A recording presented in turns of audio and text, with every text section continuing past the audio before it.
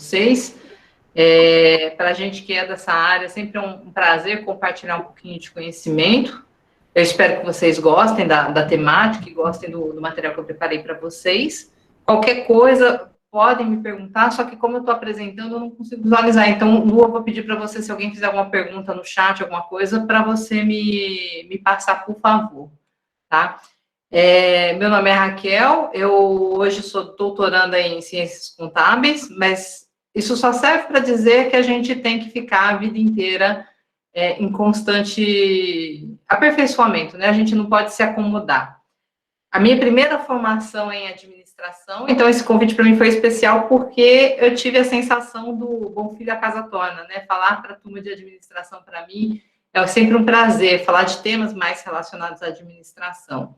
Eu tenho tanto a graduação quanto o mestrado nessa área e eu gosto muito. E, na realidade, eu nunca fui contadora de escritório, eu sempre utilizei a contabilidade de uma forma mais gerencial, né? Então, isso fez com que essas duas formações conversassem muito entre elas. A gente vai falar hoje sobre plano de negócios e alguns aspectos essenciais. Lógico que em termos da parte financeira, por exemplo, eu não vou me aprofundar em cálculos, em nada com vocês, mas eu vou dar um guia, como se fosse um guia de elaboração de um plano de negócios para vocês. Teve numa época que eu que eu participei de alguns cursos com relação a isso, e eu utilizei uma ferramenta do Sebrae, um programinha que eles têm que facilita muito a elaboração do material. E eu verifiquei, ele continua ativo, no final da apresentação vai ter o nome dele e tudo, mas as telas que vocês vão ver pintadas desse programa específico, eu acredito que tenha mudado um pouquinho o formato, tenha se atualizado da época que eu tirei esses prints, mas é uma ferramenta muito boa, tá? E aí, o porquê de um plano de negócios? Quando a gente fala em plano de negócios, a gente tem que pensar o seguinte, eu gosto muito de usar esse pedacinho da história da Alice no País das Maravilhas, né? Quando ela encontra o coelho, ela pergunta, né, se ele pode, o gato, e a pergunta qual caminho tomar, né, no meio daquele monte de trajetórias possíveis, e aí ele pergunta para ela o quê? Para onde você quer ir? Né? Porque se eu não sei para onde eu quero ir, tanto faz o caminho que eu vou pegar. E a ideia do plano de negócios é exatamente eu conseguir entender onde eu quero chegar, né? Eu traçar um momento presente, verificar onde eu quero chegar no futuro e olhar as alternativas, as possibilidades que vão me fazer chegar a esse caminho. E por que é tão importante um planejamento? Plano de negócios nada nem é do que um planejamento inicial. A gente falando em empreendedorismo e falando em empresas, né, a gente tem que os 2 primeiros anos dos negócios, eles são críticos. É onde você tem um índice grande de mortalidade, e quando você vai para 5 anos, aumenta mais ainda, né? Mas esses 2 primeiros anos, a gente tem algumas características que tornam eles, assim, mais preocupantes. Bom, a empresa ela ainda não é conhecida no mercado, você ainda não tem uma carteira de clientes, uma fidelidade, né, uma carteira de clientes significativa, e muitas vezes o empreendedor ele tem pouca experiência. É muito comum a gente ver alguém abrindo um negócio voltado para a área de conhecimento que ele tem, mas ele não ter conhecimento na área de gestão, e isso quebrar ele. Então, por exemplo, o cara cozinhou a vida inteira e tal, e resolveu montar um negócio, montou um restaurante. Ele entende de cozinha, ele sabe cozinhar, ele sabe temperar, mas ele não sabe gerir o negócio. Ou a moça que abre um salão de beleza, ela é muito boa cabeleireira, ela tem todas as técnicas, fez N cursos na área dela, mas ela não sabe gerenciar, ela não conhece do negócio dela. E isso é muito importante quando você quer empreender, tá? E aí eu peguei um estudo do Sebrae, eu gosto muito para empreendedor, para micro e pequeno empreendedor, eu acho que o Sebrae é um grande aliado, e vocês vão achar muita informação lá. E aí ele falando que tem N fatores que contribuem ou para a sobrevivência ou para a mortalidade das empresas. E é interessante a gente falar sempre que não é um único fator. Nunca é uma coisa só, é uma conjunção de coisas. É uma conjunção de situações e, às vezes, uma conjunção de situações que fogem da sua realidade.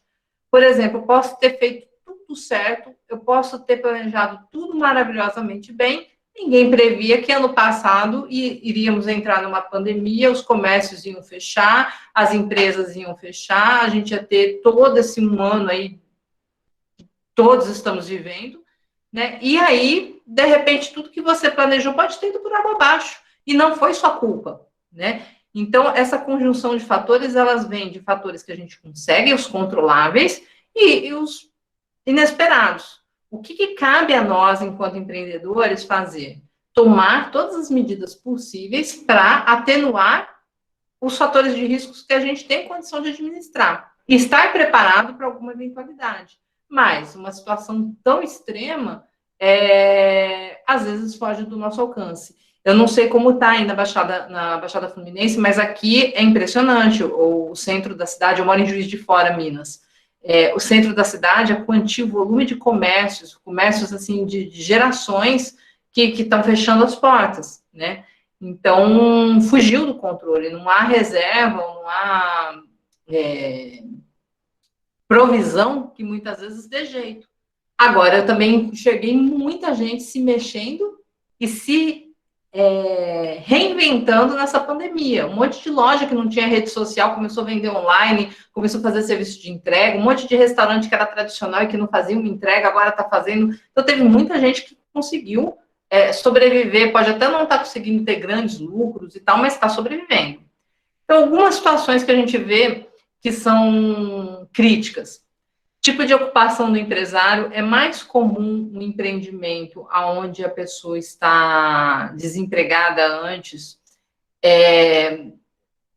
ou seja, um empreendimento mais por necessidade, né? Ter menos chance de vigorar do que aquele que empreendeu por escolha. Aqui no Brasil, por conta da nossa realidade, a gente tem muito um empreendedor por necessidade. Então, muita gente sai do emprego, foi mandado embora, ou passou por um programa de demissão voluntária, alguma coisa assim, pegou aquele recurso e, em vez de, ele não ocupa uma nova vaga de trabalho e ele resolve empreender, né, sem preparação. Isso é um problema.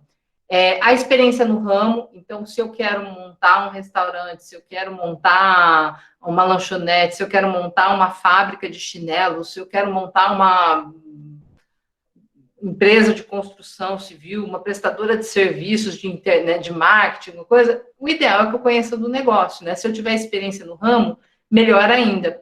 Eu estava vendo outro dia a franquia do Outback, por exemplo, para você conseguir trazer uma franquia do Outback, além de você ter dinheiro, de você fazer todo esse estudo preliminar de ponto, de local e de tudo mais, você também tem que ter experiência em gestão de negócio na área.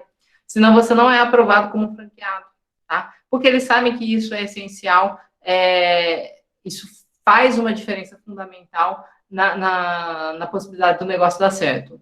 Essa motivação que eu falei para abrir o negócio, então aqueles que abriram por necessidade também tem um percentual maior de fracasso, né, do que aqueles que empreenderam porque viram uma oportunidade, né? Tem muita gente também, hoje a gente fala da pejotização, que é aquela questão de você sair da carteira assinada, abrir uma empresa para prestar serviço, isso também é tido como uma motivação negativa, tipo assim, um motivo errado, vamos dizer assim, né? Os empreendedores que abrem um negócio com a ideia de que há uma oportunidade e eu vou mergulhar nessa oportunidade, eles têm uma margem maior de sucesso do que os outros, tá? Outro fator é a questão do planejamento do negócio. Então, quanto tempo eu dediquei a planejar, a estudar? Não é que você vai planejar a vida inteira e não colocar em prática, mas qual foi a minha dedicação antes de abrir o negócio, em estudar, em fazer o levantamento das informações e tudo mais, né? Como que eu planejei isso e como que eu fiz, até em termos de recurso, por exemplo, eu procurei fornecedores, eu negociei prazos, eu procurei um banco, eu procurei taxas atrativas, como foi todo esse processo prévio, tá? Isso também influencia. Num segundo etapa, já com a empresa aberta, a questão da gestão dos negócios, né? Eu gosto da ideia do plano de negócios, porque por mais que a gente conheça a atividade na qual a gente resolve empreender, é interessante que na hora que a gente tem que colocar no papel, isso força a gente a refletir. E a gente reflete demais. E aí, muitas vezes, a gente consegue ver coisas que só na intuição, ou só naquele conhecimento, sem estar estruturado, aquele conhecimento de vivência, né? Mas sem botar no papel, sem estruturar, sem organizar, eu não consigo enxergar. E isso me dá um ponto de partida, né? Eu começo a conhecer o meu negócio muito melhor quando eu planejo ele, e isso me dá ferramentas para gerir ele no futuro. Então, ficar atento à concorrência, ficar atento aos meus custos, ficar atento à minha receita, ficar atento ao meu cliente, ficar atento às estratégias de marketing de uma forma geral, né? Isso entra na gestão do negócio. E a questão da capacitação dos donos em gestão empresarial, que eu também já havia mencionado. Então, é um fator que favorece o sucesso da empresa, o empreendedor conhecer alguma coisa de gestão, tá? Precisa ser a gestão formal? Não. Mas é lógico que se a gente está fazendo, por exemplo, uma faculdade de administração ou áreas correlatas, a gente está um passo à frente nesse sentido, né? Mas se eu não tenho essa educação formal, eu posso buscar um sócio que conheça mais dessa área. Então, eu me junto, eu sou um engenheiro, eu quero abrir uma empresa de serviços de manutenção predial. Tá, eu entendo da parte técnica, mas eu posso buscar um sócio que entenda da parte administrativa. Eu posso fechar uma parceria com um escritório contábil que me dê consultoria na área financeira também, tá? Porque, assim, por mais que a gente, enquanto administrador, muitos, tirando os que gostam da área financeira, fujam da área financeira, é imprescindível. No final, tudo vai se converter em número. Se eu quero ir para a área de RH, de recursos humanos e tudo, quando eu vou lançar um plano de projeto de cargos e carreira e tudo mais, eu tenho que mostrar qual vai ser o impacto disso para a empresa. Quando eu quero lançar um programa de treinamento, eu tenho que mostrar o impacto disso para a empresa. Se eu quiser fazer um plano de marketing, eu tenho que mostrar o impacto disso para a empresa. E no plano de negócios não é diferente, tá? Aí aqui eu trouxe uns dados, eles são de uma pesquisa de 2016 com empresas que abriram, né? Aí eu tenho empresas constituídas desde 2008, que é esse verdinho claro, até empresas constituídas em 2011, nesse estudo, tá? Então, aqui eu tenho, por separação por segmento, micro e pequenas, MEI, né, o microempreendedor individual, depois eu tenho microempresário, empresa de pequeno porte, empresa de médio porte e empresa de grande porte. A gente vê em cima a taxa de sobrevivência e a comparativa taxa de mortalidade, né? Então, os maiores índices de mortalidade estão nas micro e pequenas empresas. A gente vê que nos 2 anos seguintes, a gente tem aqui um índice de mortalidade entre pequenas e médias empresas que, na média, aqui chega nos 50%.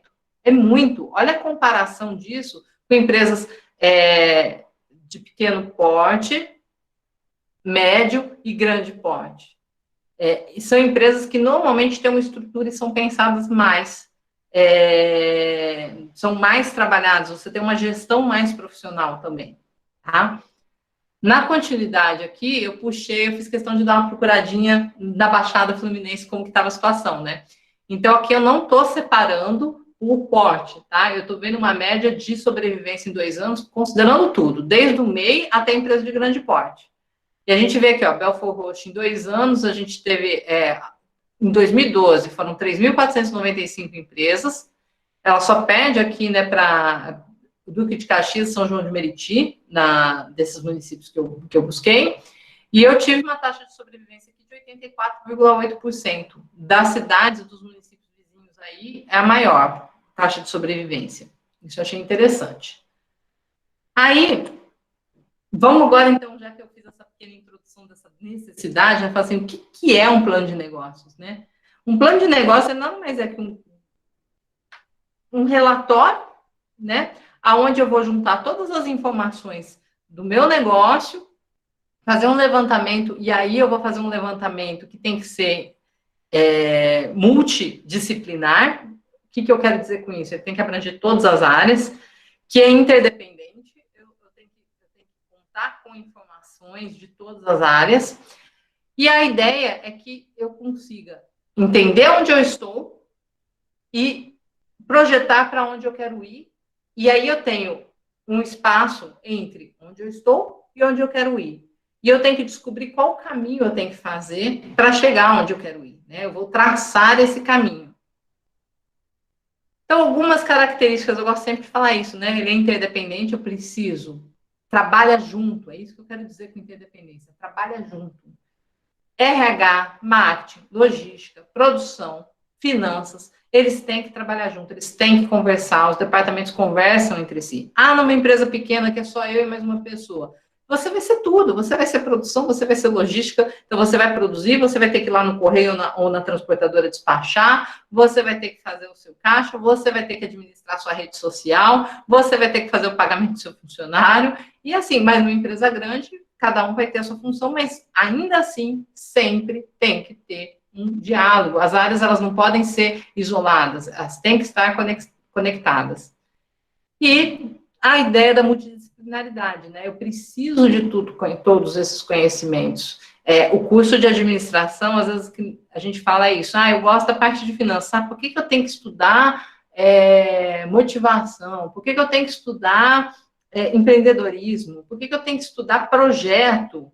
Porque isso te dá uma visão mais de sistema, uma visão sistêmica, uma visão do todo. E isso é muito importante, tá? E aí, para que serve? Basicamente, eu vou analisar a viabilidade, eu vou usar isso como base para o meu planejamento estratégico. E, por exemplo, se eu preciso captar recursos, ela é uma ferramenta que vai conseguir demonstrar para quem eu quero pedir dinheiro o que eu pretendo fazer. Eu não sei se vocês conhecem aquele programa Shark Tank, eu acho ele ótimo para quem tem ideia de empreender. E aí você tem o que a gente chama hoje em dia, está muito conhecido, né, principalmente por conta das empresas de tecnologia, né, que é os pitches de 3 segundos. Você tem que explicar o seu negócio em 3 minutos, beleza.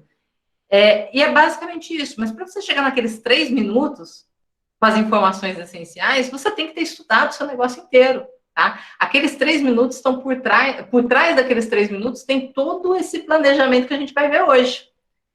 E aí, como que ficaria esse detalhamento? Então, aqui vocês podem ver um horizonte temporal, né? Eu estou falando aqui primeiro ano do plano, segundo ano, terceiro ano e quarto ano. Tá vendo que a gente está falando aqui? A gente está vendo esses cortes, né? Um maior número de cortes, é como se fosse um corte mensal aqui, um planejamento mensal. No segundo ano, eu já posso expandir para um bimestral ou trimestral. No terceiro ano, eu posso falar em trimestre também. No quarto ano, eu vou falar em semestre. E no quinto ano, eu vou planejar um ano todo. O que eu quero dizer com isso? Que quanto mais próximo do ponto que a gente está agora, mais detalhado tem que ser. Então, o primeiro ano, eu realmente tenho que pensar detalhadamente, mês a mês. Eu tenho que fazer uma projeção muito detalhada. Eu tenho que traçar tudo muito minuciosamente, muito cheio de detalhes. No segundo ano, eu já tenho que pensar no segundo, terceiro, no quarto ano, mas eu já penso de uma forma mais ampla e cada vez com menos detalhes. Por quê? Porque quando eu estou falando de futuro, eu estou falando de projeção. E toda vez que eu falo de projeção, eu tenho um fator que é a incerteza, né? A gente projeta, mas a gente sabe que eventualidades podem acontecer e ajustes sempre vão ser necessários. Então, eu faço uma projeção para mim ter um caminho traçado, mas, ao mesmo tempo, eu tenho que ficar ali como se eu estivesse dirigindo na estrada e toda vez ajeitando o volante para ir para o caminho, para me manter no caminho que eu tracei, tá? E o que compõe um plano de negócios? Eu trouxe um modelo, tá? Plano de negócio, ele não tem uma estrutura rígida, ele não tem que ser dessa forma. Mas esse modelo, eu acho um modelo bem interessante, bem tranquilo de ser feito. Então, a gente tem o sumário executivo, para começar, e a gente tem 7 outras partes, que a gente vai ver item a item. O sumário executivo, apesar de ser o primeiro, ele é o último que é feito. Por que ele é o último que é feito? Porque ele nada mais é do que um resumo de todo o resto. Então, em 2, 3 páginas, eu vou resumir todo o resto. O que vai acontecer? A pessoa que está interessada, vamos supor que eu vá apresentar isso para alguém que eu tenha interesse, que seja um investidor na minha empresa. Ele vai olhar aquele sumário executivo. Aí, se ele sentir necessidade de um maior detalhamento, entender como você chegou naquela informação, ele vai no item específico e vai procurar os detalhes. Geralmente, ele vai na parte financeira. tá? Então, você vai fazer uma síntese de 1, 2, 3 páginas no máximo, que é o seu sumário executivo. E ele é feito com base em todo o resto. E como que eu faço isso, né? Então, eu vou ter aqui, eu vou pensar qual é a minha missão, qual é a minha visão. Vocês vão ver que os conceitos que eu estou falando aqui são conceitos que vocês veem no curso, em diversas disciplinas, separadamente, né? Porque a gente acaba separando isso para ficar mais didático, mais fácil de ensinar. Um plano de negócio, ele vai integrar tudo isso. Eu vou ver minha missão, minha visão. Eu vou fazer uma análise do ambiente externo, o que eu tenho como oportunidade, o que podem ser as minhas ameaças. Eu vou verificar o meu ambiente interno, o que eu tenho de ponto positivo, o que me favorece, o que eu tenho como fraqueza. Se eu tenho essa fraqueza, é algo que eu posso melhorar ou é algo que não tem como? É uma falha que não tem como, e aí eu tenho que buscar uma alternativa para poder viabilizar o meu negócio. Eu vou, a partir dessa análise do ambiente interno e externo, definir minha situação atual, traçar as metas e os objetivos. Então, o que eu quero chegar, onde eu quero ir, qual é o meu objetivo. E aí eu vou traçar a estratégia, ou seja, o caminho para mim sair da minha situação atual e chegar na minha meta, no meu objetivo. E no meio do caminho, eu vou ter a entrada de novas informações. Tudo que eu faço vai falar, isso deu certo, isso não deu errado, isso foi como planejado, isso gastou mais do que planejado, isso consumiu mais hora do que planejado. E aí eu vou fazendo os ajustes necessários. A partir desse feedback, eu vou fazendo o controle do que eu planejei e vou ajustando todo o resto. Então, no sumário executivo, como eu falei, é a primeira parte que vai ser lida, mas é a última parte do plano de negócio que vai ser feito. E ele vai conter um resumão. Então, o que é o negócio, quais os produtos e serviços que você vai ofertar, seus principais clientes, a localização, quanto você vai precisar, da onde vai vir esse dinheiro, qual a sua previsão de faturamento mensal, qual que é o lucro que você espera obter. Tá? Outra coisa que é muito comum, uma falha de gente... das pessoas quando elaboram o plano de negócio é ser entusiasta demais. Então, subdimensionar o custo, achar que vai gastar menos do que realmente vai, e superdimensionar a receita, achar que vai ganhar muito mais. A gente tem que ser realista, tá? Então, não adianta a gente fazer uma coisa maravilhosa, mas que só está lá no papel e não te dá uma informação que realmente vai ser útil para você. O outro item que vai ter no sumário executivo é quem são esses empreendedores, e aí qual a experiência profissional e o que eles, cada um, qual vai ser a participação de cada um deles. Então, aqui eu fiz um exemplo, alguns dados que estão aqui são sempre na simulação de uma montagem de um café, né? E aí, nesse caso, por exemplo, essa sócia específica, ela, além de ter uma experiência em administração e tal, ela tem uma experiência de rotinas domésticas mesmo, de cozinhar, de cuidar da família, e tal. Eles falam assim, mas isso não vale para o mundo dos negócios, vale para caramba. Pô, a pessoa não entende do que eu estou vendendo. Ela que vai ser... Aí, qual vai ser a função dela? Eu vou pegar uma pessoa que entende da comida e vou colocar ela para fazer toda a parte financeira? Não. Ela vai ser responsável por definir cardápio, ela vai ser responsável por cobrir folga da equipe de produção, ela vai ser responsável por aprovar a qualidade do que eu estou buscando com o meu fornecedor, né? E a gente tem negócios aí, por exemplo, eu tenho um café popular que fica na beira da entrada de uma estação de trem, por exemplo, de metrô, que vai vender o pastel a R$1 e tal, e eu posso ter uma cafeteria mais chique, que pretende atender os executivos e tal, e aí eu vou ter uma matéria-prima que é diferente para cada um dos perfis. Não tem certo e errado, mas eu tenho que entender o meu público para poder entender o que eu vou ofertar, tá? Então, basicamente, o sumário executivo é aquele resumão e as informações dos sócios. Aí, no item 2, eu tenho uma descrição da empresa. E o que seria uma descrição? Qual é o modelo de negócio dela, a natureza da empresa, né? Se ela é uma empresa, uma microempresa, uma empresa de médio porte, se ela está no simples, se ela está no lucro real, enfim, a estrutura legal dela, a história, de onde surgiu. É uma empresa que está criando agora, então ela não tem uma história. A empresa em si não tem história, mas os sócios têm.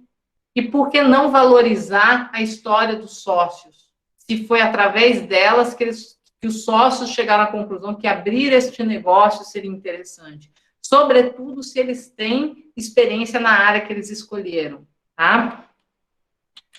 Então, eu tenho os dados do empreendimento, missão da empresa, que seria um exemplo de uma missão, tá vendo? Ser um referencial na elaboração das bebidas à base de café, oferecendo um momento de prazer aos clientes, através da oferta de produtos de qualidade, de forma dinâmica em seu próprio ambiente, ou uma pausa em local agradável e tranquilo.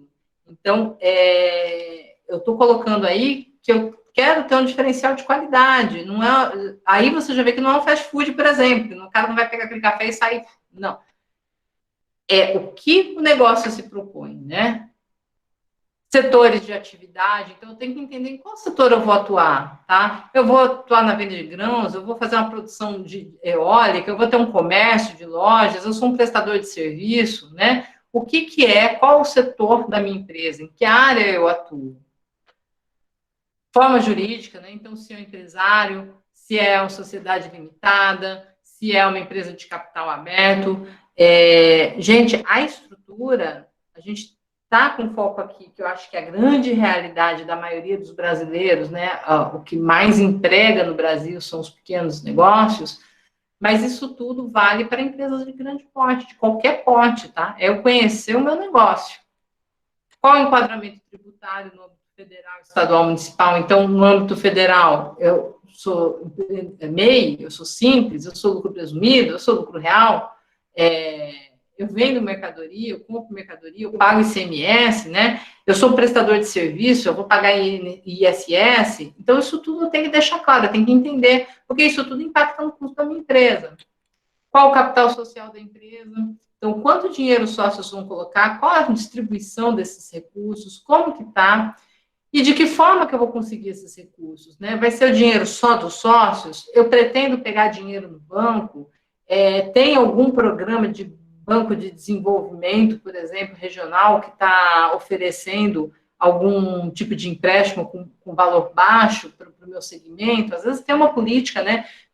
Pode haver uma política, por exemplo, de desenvolvimento regional que favoreça, que eu consiga pegar dinheiro emprestado com com valor bem baixo, então vale a pena. Como que vai ficar isso, né? Como que eu vou financiar os negócios da minha empresa? Aí, terminou essa parte, né? Eu pensei nisso tudo, eu vou para o plano de marketing. Vocês já devem ter visto, quando a gente fala de marketing, antes de estudar administração, né, a gente pensa sempre em propaganda. Propaganda é um pequeno item do plano de marketing, né? O plano de marketing, ele tem um monte de outros fatores inclusos. A gente tem aquele famoso 4Ps do marketing, tem outras variáveis, mas quando eu falo em preço, produto, ponto e... Tem mais um, preço, produto, ponto... Gente, deu branco, mas tem um quarto P que eu não estou lembrando agora. Abrange a empresa como um todo, né? Então, eu vou ter que estudar o setor da empresa, eu vou ter que estudar o mercado, eu tenho que identificar quais são as tendências. Por exemplo, eu corro o risco de entrar numa vaca furada. Quem hoje em dia abriria uma lan house? Quem hoje em dia abriria um espaço de games, que eu não vejo, pelo menos aqui eu não vejo mais. Antigamente tinha aquelas lojas, né, a molecada ia jogar e tal, hoje eu não vejo mais. Porque são negócios que se perderam. Eu vou abrir uma loja um curso de datilografia. A geração de vocês, eu ainda peguei datilografia, já estava acabando, mas peguei. Vocês, então, vocês nunca nem viram uma máquina de datilografia, uma máquina de escrever, né? Então, muito cuidado, né? A gente tem que ver qual que é a tendência, né? Ver se o que eu estou pensando em fazer vai ter futuro. A forma de comercialização, então eu tenho que definir o meu público para entender como que eu vou comercializar, como eu vou distribuir, como eu vou divulgar, quais os preços eu vou colocar. Como eu disse, se eu abrir uma lanchonete para vender pastel na entrada na Estação do Brasil lá, eu não posso cobrar caro ali. É um lugar mais popular. Agora, se eu quiser servir pasteizinhos de Belém, numa cafeteria chique, numa loja, num shopping, num centro comercial refinado, dentro de um hospital, tipo um Copa d'Or da vida, eu já posso cobrar mais, eu já tenho um outro público ali, né? Quais são as minhas vantagens competitivas e quais as minhas deficiências competitivas? Eu tenho que pensar nisso tudo, tá? E aí, vamos começar pensando no cliente, né? Primeiro, assim, qual vai ser esse cliente? O meu cliente, ele é uma pessoa física ou o meu cliente é uma pessoa jurídica, né? Qual é o meu público-alvo? Quais as características gerais dele? Qual o perfil? Qual o comportamento? Qual que é o interesse? Qual que é a área de abrangência? Onde que eu vou encontrar esses clientes? O que eu pretendo, né? Então, se for pessoa física, a faixa etária, se são homens e se são mulheres, se tem família grande ou pequena, o tipo de trabalho. Então, por exemplo, se eu resolvo instalar um café embaixo de um centro comercial, de um centro comercial, não, de um centro de negócio de escritórios, qual que é o perfil? Geralmente essas torres de escritório acabam tendo até perfis similares e tudo. Vamos supor que é um prédio de consultórios médicos, né? Então, eu sei que normalmente ele não tem uma estrutura legal lá em cima, ele talvez prefira tirar uma pausa e descer lá embaixo no café para lanchar e tal. Agora, se for um prédio de escritórios, eu tive essa relação, eu trabalhava num prédio de escritórios e quando a gente ia fazer uma reunião com o cliente, a gente ligava para o café embaixo e encomendava, eles iam entregar um pãozinho de queijo, entregavam um café fresquinho, tudo lá no nosso escritório mesmo, né? Então, tudo isso muda o serviço, mas não podia chegar lá em copinho descartável. Era servido com xícara, com tudo bonitinho, e depois eles vinham recolher. Isso tudo tem um custo, eles cobravam mais caro por isso, mas a gente estava disposto a pagar, porque ainda assim era mais vantagem do que o escritório manter uma copa lá e ter que se preocupar de comprar as coisas e estar fresco, não sei o quê. Ele tinha um serviço ali embaixo, prático, só para quando ele precisasse, né? E no caso das pessoas jurídicas também você vai questionar, entender o seu cliente principal, né? Nosso tempo voa, né, gente? Deixei rápido aqui. Eu vou estudar os concorrentes, e aí, quando eu falo em estudar os concorrentes, olha essa planilha que legal. Eu vou entender, eu vou pegar os principais concorrentes, quem eu tenho ali na região que serve, que presta serviços iguais ou substitutos, e vou entender qual a qualidade dele, qual o preço, quais as condições de pagamento, qual a localização, como que é o atendimento, como são os serviços, quais são as garantias, e aí eu vou fazer uma planilha com todos os meus concorrentes, para mim entender o que eu preciso fazer para me diferenciar deles e para conseguir ganhar clientela. Quando eu falo em fornecedores, eu vou levantar o quê?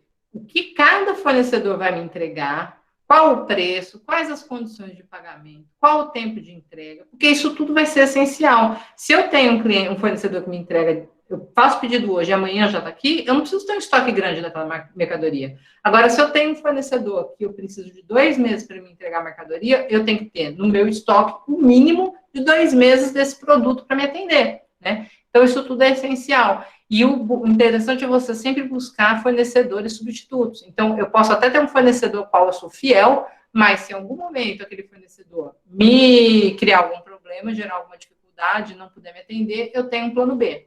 Tá?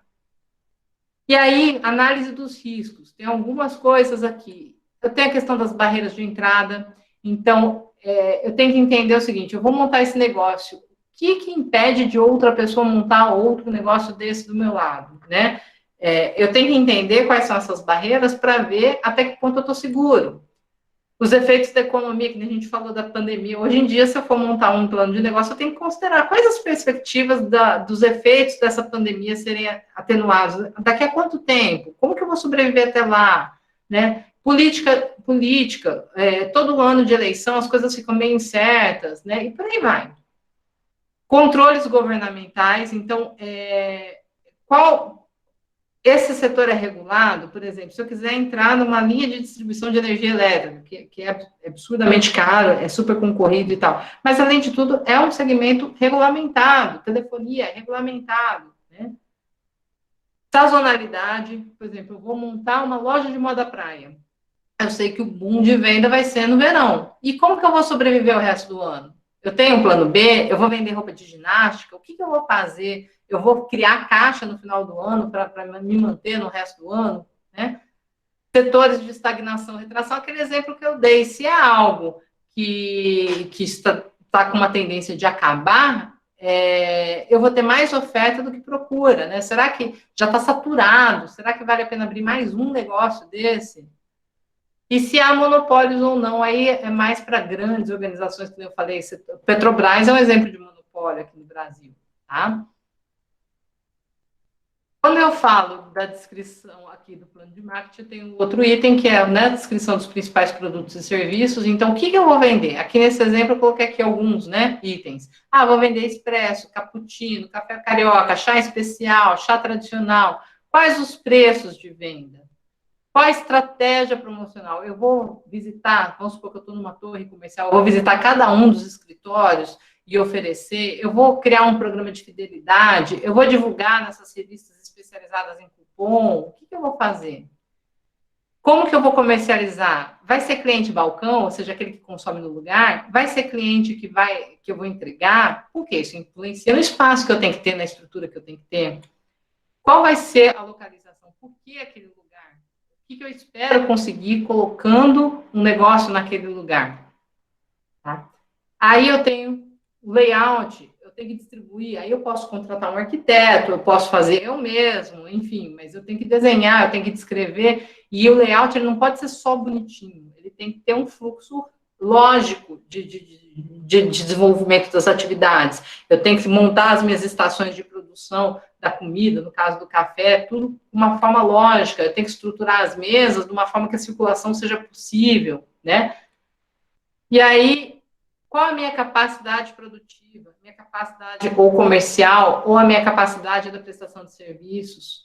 Como são os processos? Então, por exemplo, eu tenho que estabelecer, criar fluxogramas de como as coisas vão fazer. Gente, uma coisa é você preparar algo de forma amadora, outra coisa é profissional. O cara que come um bolo de chocolate hoje, ele vai querer voltar daqui 3 dias e vai querer comer o mesmo bolo. O que eu quero dizer com isso? A receita tem que ser pesada, medida, ela tem que sair igual todas as vezes, né? Qual a necessidade de pessoal? Quem eu vou precisar contratar? Então, aqui, por exemplo, essas telas, como eu disse, são do sistema. Eu preciso de um barista, eu preciso de 2 atendentes. O que eu preciso que ele saiba? Tem que ter curso, não tem que ter curso? Tem que ter experiência, não tem que ter experiência? Eu tenho que ter esse levantamento do pessoal.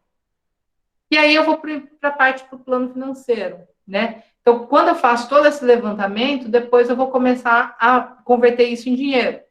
E aí eu vou pensar assim, olha, quais são os investimentos fixos que eu tenho que fazer? O que é investimento fixo? Mobiliário, equipamento, máquina. Qual a necessidade de capital de giro do negócio? E quais são os investimentos pré-operacionais que eu tenho que fazer? E eu vou tabulando isso. Né? Então, por exemplo, nesse exemplo eu coloquei aqui, não vou comprar um imóvel, vou alugar, então eu não tenho custo. Mas eu tenho que comprar máquina, máquina de café, freezer, balcão. Fiz o orçamento. Quanto isso me custou? 25 mil. Então, 25 mil? Isso. Total dos investimentos aqui. Tem alguma coisinha nessa tela que não contemplou. Tem mais itens, tá? Aqui. E aí, totalizando tudo, 50 e poucos mil. Aí eu vou, né? Então, tomar alguns cuidados. Quando eu penso em comprar máquina, comprar tudo, será que eu realmente, eu estou fazendo um teste, estou investindo muito dinheiro, eu não sei se esse negócio vai dar certo. O que eu posso fazer no início para evitar gastar tanto recurso se eu ainda não tenho um teste para saber se isso vai dar certo? Então, em vez de comprar o ponto imóvel, eu posso alugar. A depender do tipo de maquinário, eu posso alugar e não comprar. De repente, parte do que eu pretendo produzir e vender, num primeiro momento, eu posso comprar pronto e terceirizar a produção e só revender, e parte eu faço lá. O interessante é sempre vocês estarem atentos às possibilidades e escolher, não tem regra certa, escolher o que é ideal para o planejamento de vocês. E aí, com relação ao capital de giro, né? Quanto eu preciso guardar, qual que é a minha reserva necessária para tocar o negócio. Então, algumas coisas eu tenho que considerar. Uma estimativa de um estoque inicial meu, eu tenho que ter um estoque, que é um estoque que gira, que sempre vai estar lá. Eu tenho que ter condição de manter esse estoque. Eu tenho que ter um caixa mínimo, um dinheiro que vai ficar guardado ali para utilização. Esse caixa mínimo, como que eu vou calcular? Eu vou usar técnicas aqui para achar o preço médio. No caso, esse sistema já calcula, tá? Mas em disciplinas como análise de demonstração, administração financeira, talvez, não lembro direito, vocês também aprendem. Calcular preço médio, prazo médio, desculpa, de recebimento, prazo médio de pagamento, prazo médio de rotação de estoque. E aí eu vou saber, com esses prazos médios, eu preciso de um capital de giro que me faça aguentar tantos dias. Então, nesse exemplo, com as informações que eu inseri, eu tenho um prazo médio total de 18 dias aqui para quantos a receber, de 15 dias para fornecedores e do estoque aqui de 2 dias. Então, somando tudo isso, eu vou ter, e mais, somando esses prazos médios e tirando quanto tempo o fornecedor me financia, o que eu quero dizer com isso? Eu compro a prazo dele. Então, quando a mercadoria chega, eu tenho mais 15 dias para pagar. Então, eu somo eu tenho 20 dias aqui de prazo médio, né, de necessidade de caixa, mais 15 dias eu sou financiada pelo meu fornecedor. Então, nesse exemplo aqui, eu tenho uma necessidade de capital de giro de 5 dias. Aí, eu vou somar, então, a minha necessidade de estoque inicial, que eu fiz o levantamento, a minha necessidade de caixa mínimo, e a soma desses dois vai dar R$8.000. Então, é isso que eu preciso ter de capital de giro na empresa. O meu investimento total pré-operacional aí vem licença, curso, obra, reforma, nesse caso aqui, 56 mil. E eu tenho, então, investimento fixo, capital de giro, investimento pré-operacional, a soma de tudo que eu preciso para montar o meu negócio, 121.781. Tá? Daí, eu vou fazer as estimativas de faturamento. Então, quanto eu pretendo vender de café expresso? 2.500 unidades. Isso foi com base que eu estou numa torre com tantos escritórios, a circulação de pessoas é tal. Eu vou ter que ter um trabalhinho aí. Quanto que eu pretendo vender de bolo, de cheesecake? Aí, nesse caso aqui, eu achei maravilhoso, né? Eu vou investir 120, no primeiro mês eu já vendo 51 mil. Mas é só para exemplo. E aí, lembra que eu disse que no primeiro ano é muito mais detalhado e depois a gente vai abrindo vai diminuindo o detalhamento? Então, eu faço uma projeção de vendas dos primeiros 12 meses. Com essa projeção de 12 meses aqui, eu vou para os custos. Porque eu estou vendendo, eu estou sabendo minha receita, mas qual é o meu custo? Aí, eu dei um exemplo aqui para vocês verem como que é. Um café gelado. Para mim fazer esse café gelado, eu preciso sei lá, 30 gramas de creme de avelã, 10 gramas de café em grão, 5 ml de leite, enfim, tá aqui as medidas, o valor calculado de cada um desses e qual é o meu custo unitário aqui, tá? Então, eu preciso saber que o meu café gelado custa R$ 5,34, porque eu preciso estabelecer o preço de venda. Eu só posso colocar o preço se eu sei quanto custa, né? E aí, além disso, eu também tenho outros custos. Por exemplo, eu tenho tributo, nesse caso a empresa do Simples, eu tenho comissão, de repente se eu pago comissão para o garçom, eu tenho gastos de propaganda, eu tenho taxas de cartão de crédito, taxas bancárias, eu preciso fazer esse levantamento também. Com os materiais diretos, eu tenho, então, um total de custos aqui estimado para aquela quantidade que eu estou planejando vender. Então, 2.500 unidades de café, um custo unitário de 0,40, né? E aí eu vou ter aqui, no caso, a somatória de todos os custos do que eu pretendo vender para conseguir aquela receita que eu tinha planejado lá atrás. Também vou ter que fazer uma estimativa de custo de mão de obra. E aí, gente, cuidado, custo de mão de obra não é só o salário, não. A gente tem que lembrar de todos os encargos também, tá? Aquele equipamento que eu comprei, que eu não aluguei, ele vai depreciar. E eu preciso fazer essa conta também. Quanto tempo eu vou depreciar? Qual o custo dessa depreciação? Porque isso vai entrar na minha DRE. Na sequência, né, eu tenho os custos fixos mensais. Então, como eu não comprei o imóvel, eu aluguei, eu tenho o valor do aluguel, o valor do condomínio, PTU, energia, telefone, tudo que eu tiver de custo fixo mensal, eu vou ter que somar também. Depois que eu fiz isso, achei minha receita, achei meus custos, achei minhas despesas comerciais, achei os meus custos fixos, eu monto uma DRE gerencial. Tá? E aí, com essa demonstração de resultado gerencial, eu consigo achar a minha margem de contribuição e eu consigo achar o meu lucro previsto, mensal e anual. Feito isso, eu vou utilizar alguns indicadores. Então, o ponto de equilíbrio é um indicador muito usado, que é quanto eu preciso vender, qual a receita que eu preciso ter para gerar um resultado zero. Ou seja, a partir dali, tudo que eu vender vai gerar lucro para a minha empresa. A margem de contribuição, que nada mais é do que falar quanto cada produto contribui para a geração de valor, para a geração do resultado da empresa, tá? Aí eu tenho alguns indicadores, por exemplo, nesse caso a empresa teve 20,8% de lucro. O que significa isso? Que 20% da receita virou lucro, né? E a rentabilidade aqui em 12 meses. Lembra que eu falei que em 12 meses, pelos cálculos aqui, a pessoa pretende recuperar todo o investimento. Isso normalmente não é só 12 meses, tá? Mas como aqui foram todos dados simulados, né? Aconteceu. E aí eu vou construir cenários. Então, eu imagino que eu vá vender isto. Mas eu tenho um cenário pessimista, onde eu vou vender menos 30% do que eu previ. E eu tenho um cenário otimista, onde eu vou vender mais 20%. Porque eu estou preparado para todas as situações. Então, se eu vender menos 50% do que eu previ, eu consigo sobreviver, né? Até onde é o meu limite? Até onde eu posso chegar? Feito tudo isso, feito toda essa análise, eu também faço a minha avaliação da minha estratégia, que é aquela matriz SWOT, né? Pontos fortes, fracos, oportunidades e estratégias, né? Fatores internos, fatores externos, oportunidades e ameaças. E aí eu retorno naquele ponto inicial, né? Já fiz tudo. Tracei todo o meu plano de negócios, aí sim eu crio meu sumário executivo. E aí eu volto a dizer, a partir daí eu consigo dizer para onde eu vou, aonde eu quero ir. Né? Eu consigo dizer qual caminho eu vou tomar, porque eu sei para onde eu vou. Eu quis trazer para vocês também, gente, uma pequena sugestão aqui com relação, para quem tem interesse na área, tem muitos outros, tá? Mas esse livro, O Segredo de Luísa, ele é uma literatura muito básica, assim, ele ensina a fazer um plano de negócios de forma muito leve, muito fácil, tá? E, além disso, ele tem uma historinha também. Então, assim, você não...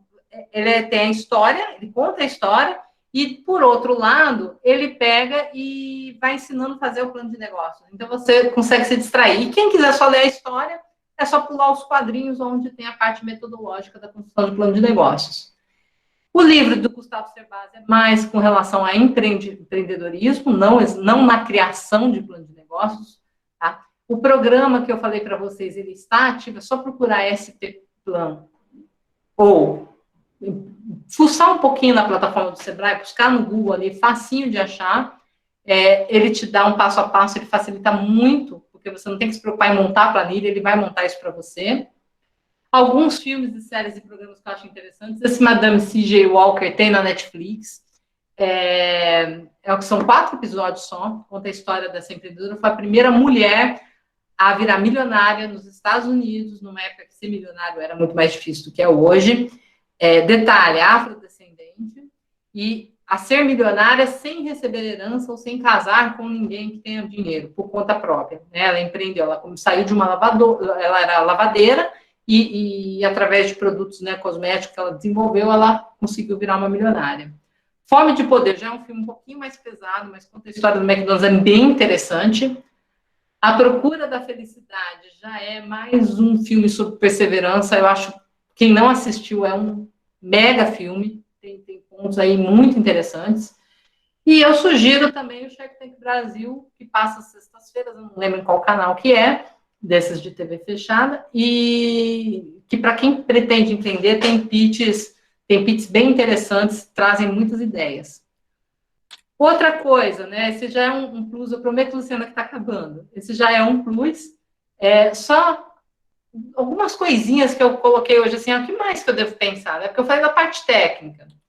Então, hoje, eu não vejo hoje um negócio que não se insira em rede social, você tem que estar presente. Né? Agora, é de qualquer jeito? Não. Você tem que entender qual é seu público, aonde você acha seu público.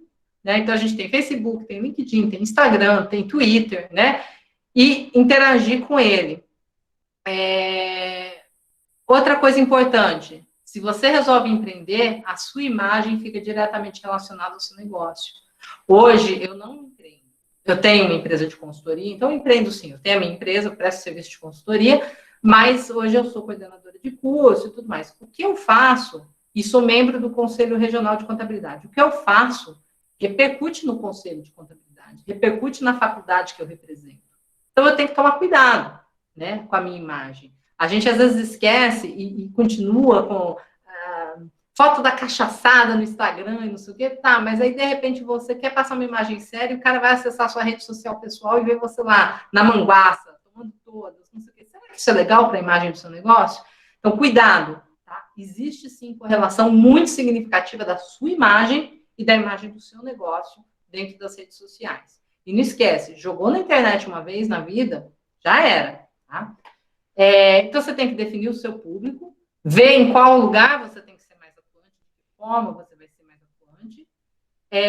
Outra coisa, eu vejo um erro muito comum de você postar a mesmíssima coisa sempre. Facebook, Instagram, o cara tem Twitter, Facebook, Instagram, LinkedIn e posta tudo igual. Então, você vai na rede dele, numa rede é uma coisa, você vai na outra é a mesma coisa, você vai na outra é a mesma coisa.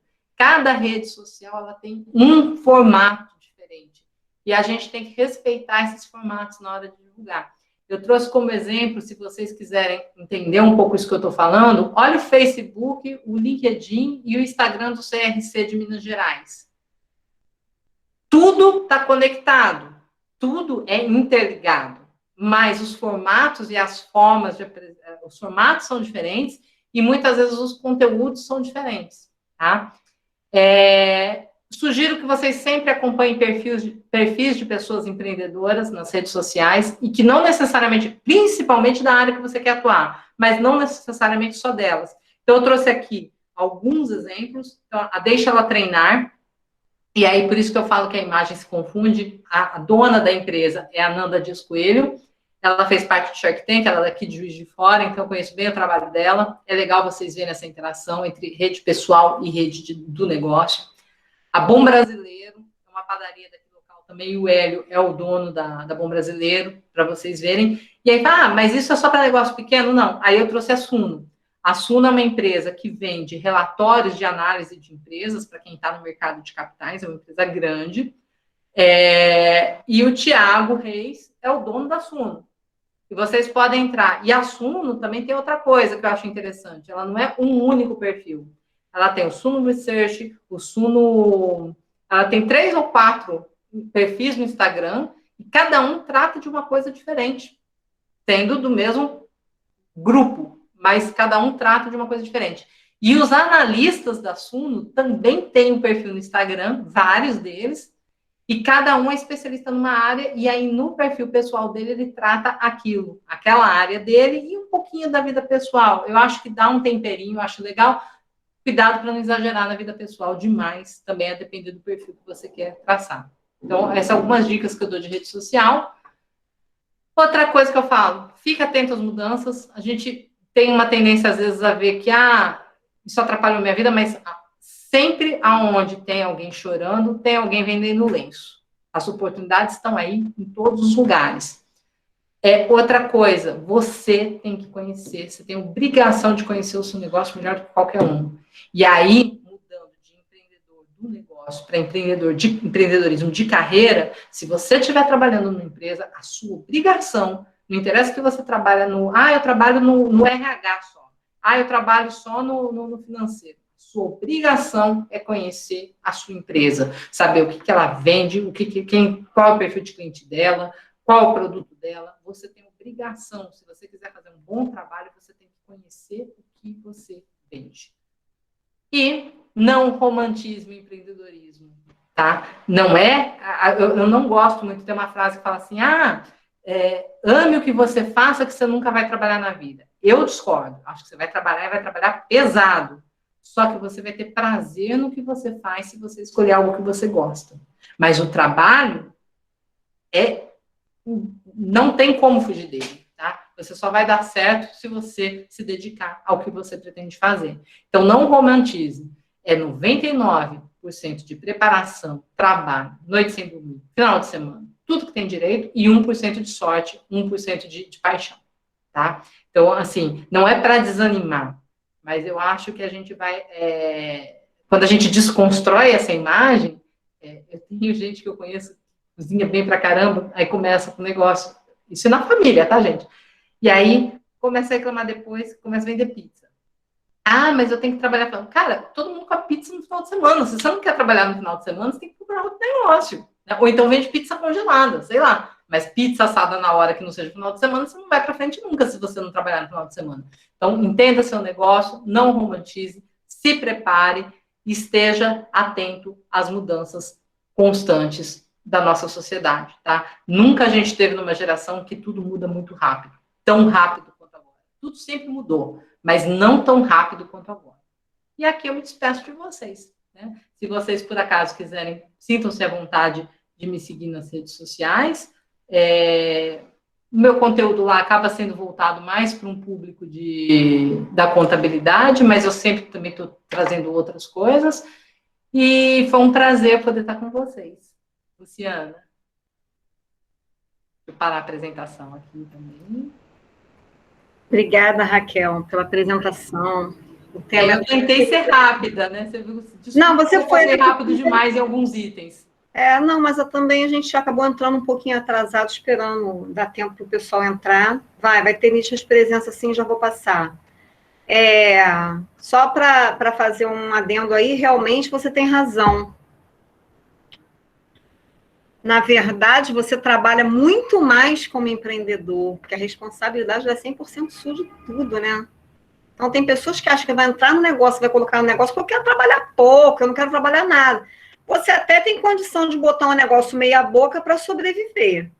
Mas, assim, se você quer um negócio para melhorar a sua vida, você vai projetar uma coisa que você gosta de fazer, que você acredita naquilo, você trabalha infinitamente mais. A diferença é aquilo que eu falei, né? Se você trabalha no que você gosta, não é que você não vai trabalhar, é que não vai ser algo sofrido. Isso aí. Você incorpora isso na sua vida. Você vai ter o retorno do prazer em algum momento. Tudo bem que pode não ser num primeiro momento, primeiro ano, segundo ano, depois de toda a sua fala aí que você mostrou, tecnicamente, como a gente tem que trabalhar essa questão do investimento, do planejamento financeiro, tudo tem que ser considerado, até o desgaste dos seus equipamentos que você vai ter. Então, assim, depois de toda essa estrutura, só nessa estrutura aí que você mostrou, a gente já percebe que tem que trabalhar bastante, o tempo inteiro acompanhando, prestando atenção em todos os detalhes do negócio. Outra observação que eu ia falar, mas aí na correria eu acabei esquecendo, que eu acho importante, quando a gente monta um negócio, muitas pessoas têm dificuldade de inserir o seu custo pessoal no negócio. Quando você está trabalhando no negócio, pensa o seguinte: se eu parar de trabalhar, eu teria que contratar alguém para fazer esse serviço. Quanto isso custa? Então, assim, tudo que entra não é lucro, parte é a sua remuneração, porque se você não estivesse trabalhando na sua empresa, você estaria trabalhando em outra empresa e estaria ganhando um salário. Então, não confunda o que é lucro com o que é remuneração pelo seu trabalho. Né? Os dois vão para você, mas um é uma remuneração do trabalho. Se você não estivesse lá, estivesse em outro lugar, você estaria ganhando também.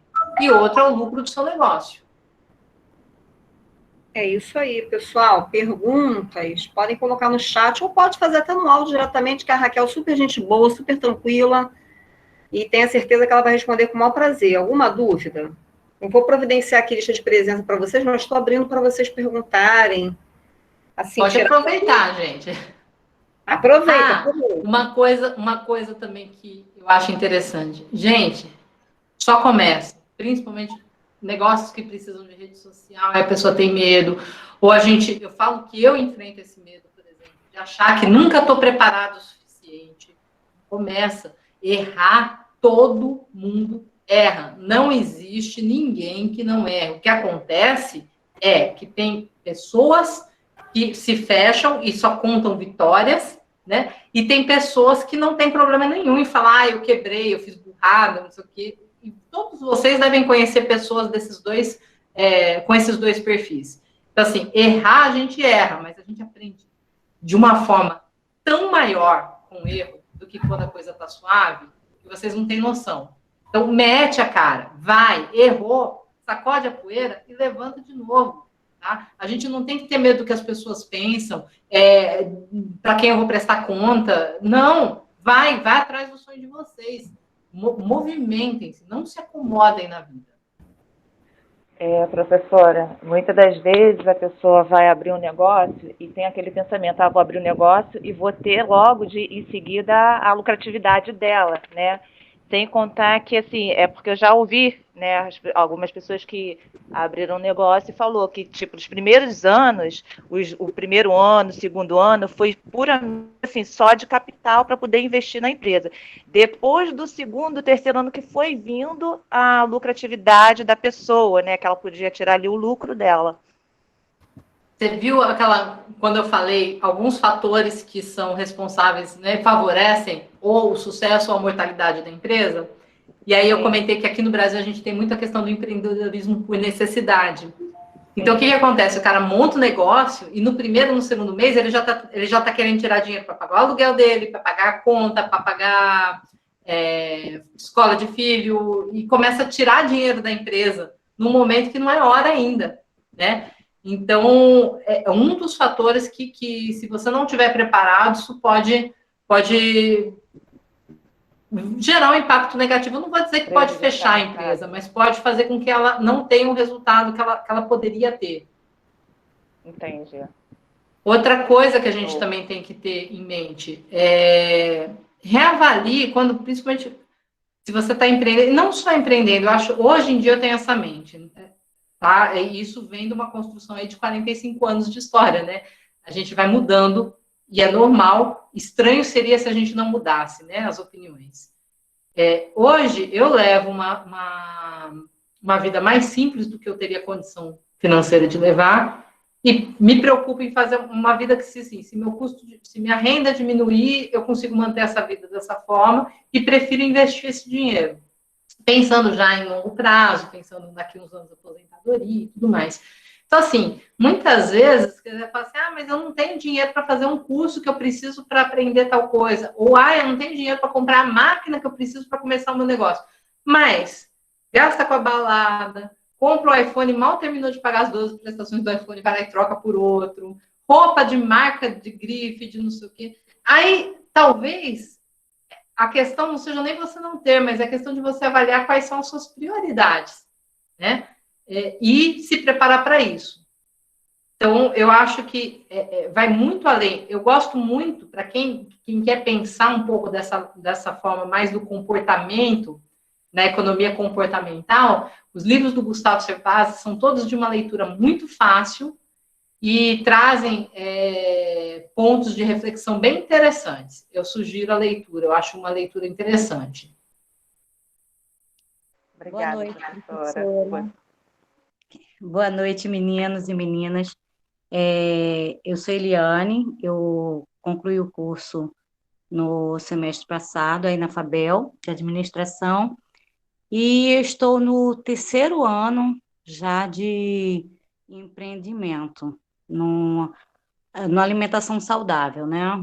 E essa sua palestra hoje, ela vem carimbar tudo que eu estou passando, porque não é fácil ser empreendedor, não é fácil lidar com todos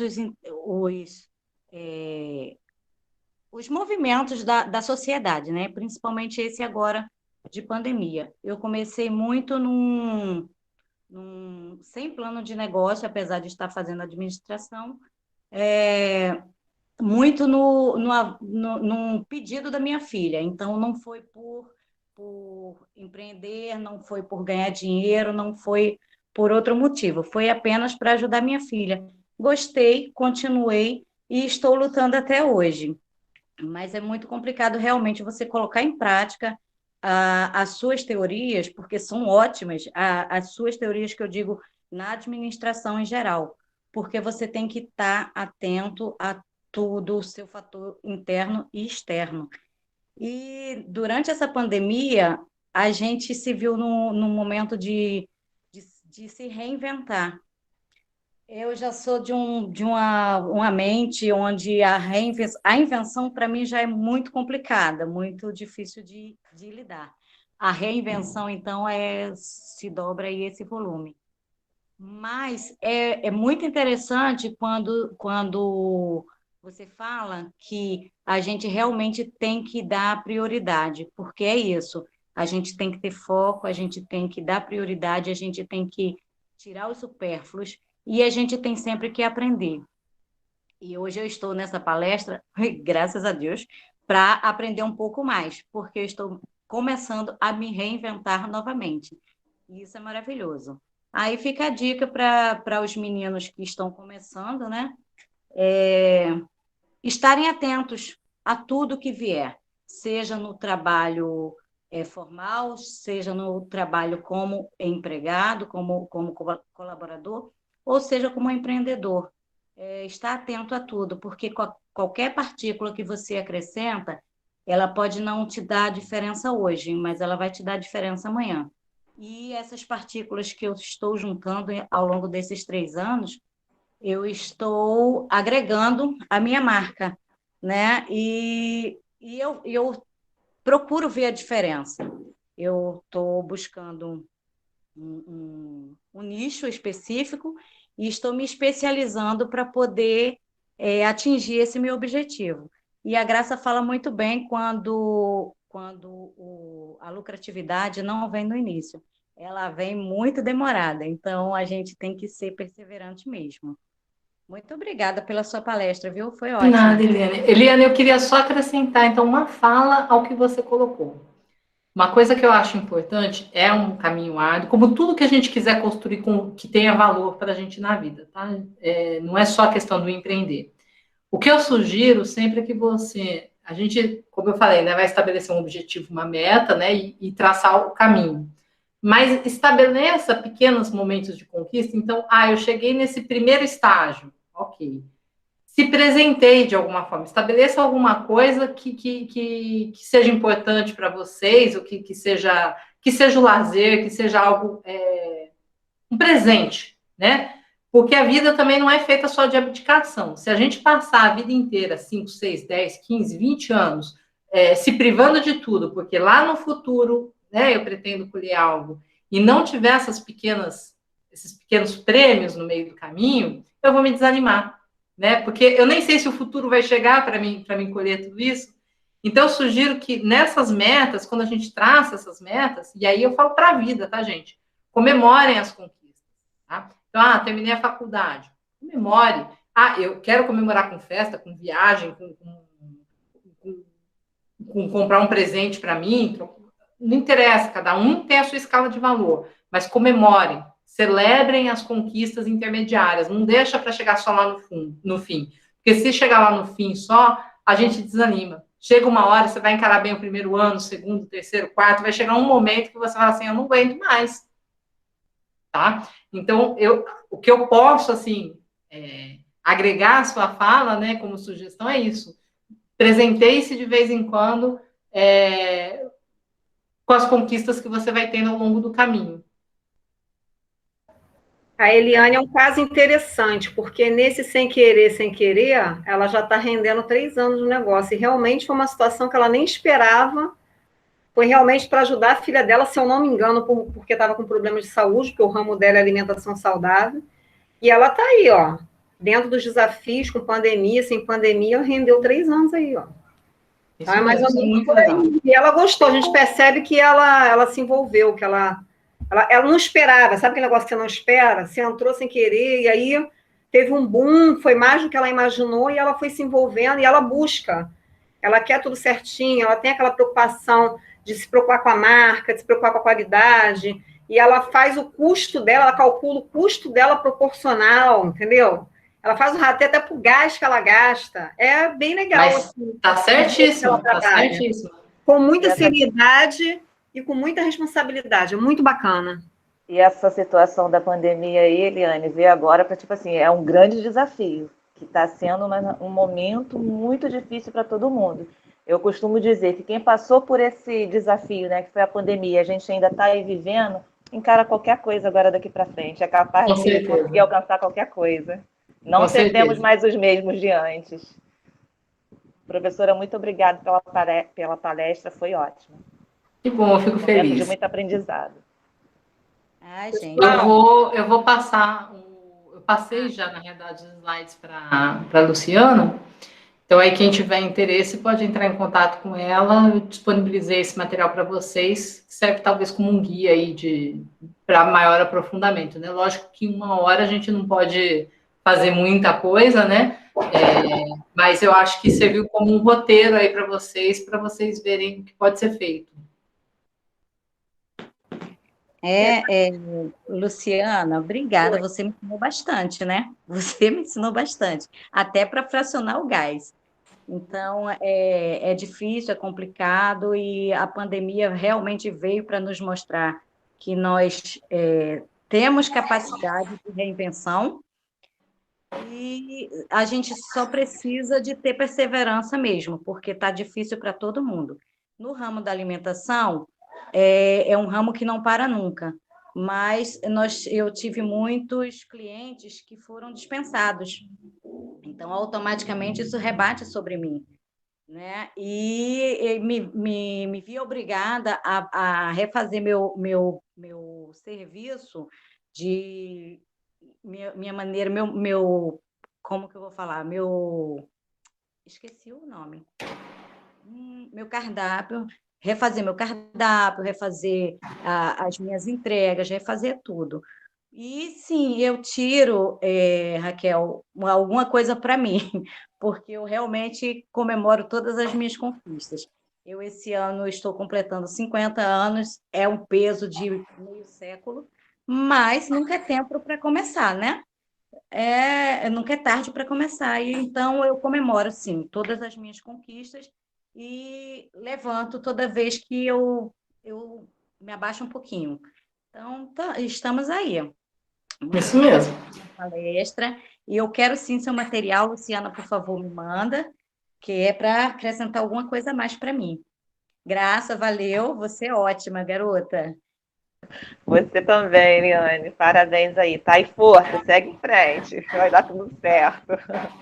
Vamos enfrentar essa pandemia aí, que daqui a pouquinho tá tudo passando aí, a gente vai voltar tudo ao normal, em nome de Jesus. Pessoal, mais alguma pergunta? Alguém quer aproveitar mais aí do conhecimento da Raquel? Raquel é detalhista, organizada, dedicada, Demais, né?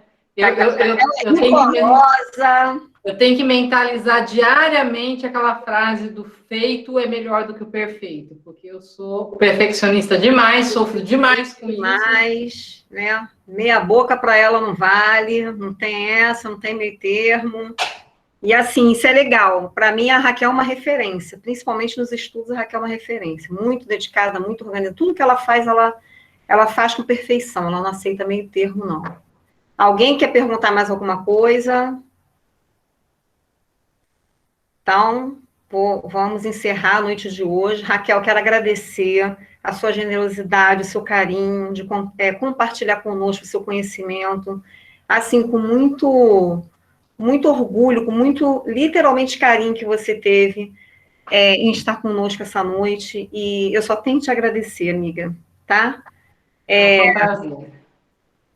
E aos alunos aí, eu espero que o conhecimento dela tenha colocado vocês em reflexão para aqueles que querem seguir a vida aí dentro do empreendedorismo. Chega um momento na vida que acaba a gente escolhendo, ou a vida cobra, né, que a gente tenha esse desafio.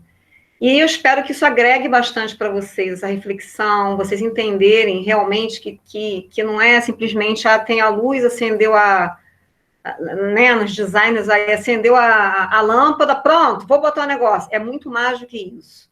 É projetar, é planejar, é olhar por todos os lados. Você já tem mais ou menos esse embasamento, porque a graduação traz isso para vocês. Então, quando a gente tenta promover esses eventos com palestras, trazendo um olhar de fora, de pessoas que têm um pouquinho mais de conhecimento, porque se especializam, né, no caso... a Raquel, que já está no doutorado, que tem uma caminhada muito grande, tem um monte de formação, faz uma série de coisas, ela tem um currículo excepcional, procurem ela no Arate depois, vocês vão entender quem é a Raquel. Então, assim, para a gente agrega muito, por isso que a gente procura fazer esses eventos, para que vocês entendam que assim, tem que aperfeiçoar, tem que correr atrás e persistir para a gente chegar onde a gente quer, tá? Eu coloquei a lista de presença aí, para vocês se inscreverem lá, para gerar a certificação de vocês. E vou encerrar aqui, muito feliz com a noite, tudo deu certo. Eu gostei bastante, eu estou encantada com a palestra, mas eu sou suspeita a falar. E boa noite para vocês, gente. Tudo de bom aí, tá? Qualquer coisa a gente vai se falando pelo WhatsApp, Raquel também. Qualquer coisa a gente se fala pelo WhatsApp. Ok? Tá, ok. Gente, muito obrigada. Boa noite a todos. Boa noite para vocês. Beijo em todos.